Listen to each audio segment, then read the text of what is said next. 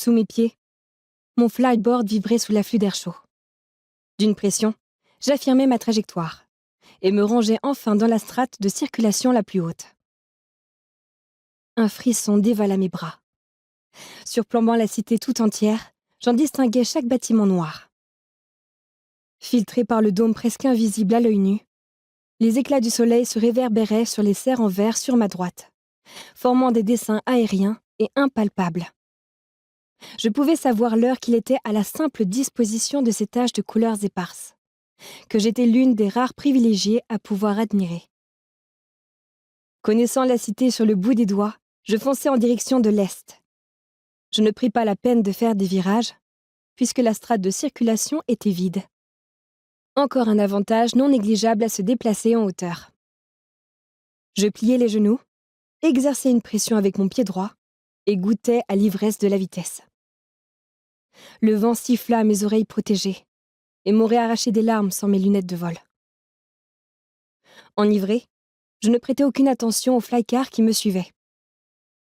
En arrivant au-dessus de l'immeuble où vivaient les Rossi, je ralentis et entamai la descente en respectant cette fois-ci les limitations de rigueur. Les sentinelles derrière moi ne toléraient que certains écarts, qu'ils avaient la gentillesse de ne pas rapporter à ma mère. Je ne tenais pas à pousser ma chance trop loin. Je tournais en rond autour de la bâtisse imposante à la peinture noire délabrée. Les priorités n'étaient pas l'esthétisme, pour passer en toute sécurité chaque strate de circulation. En arrivant près du sol, je déclipsai l'adhérence de mes chaussures d'une torsion des talons et atterris sur mes pieds en récupérant mon flyboard chéri. J'appuyai sur le côté de mon casque qui se rétracta instantanément. Je le rangeai dans mon sac à dos et eus même le temps de garer ma planche à l'entrée de l'immeuble avant que le flycar atterrisse. Aussi blanc et bleu que mon moyen de transport, le véhicule volant ultramoderne laissa sortir 2 sentinelles aux larges épaules. « Nous vous suivons, mademoiselle Hannigan », m'annonça pompeusement Hans, le plus âgé. J'acquiesçai d'un signe de tête respectueux, toujours aussi gêné par mon formalisme.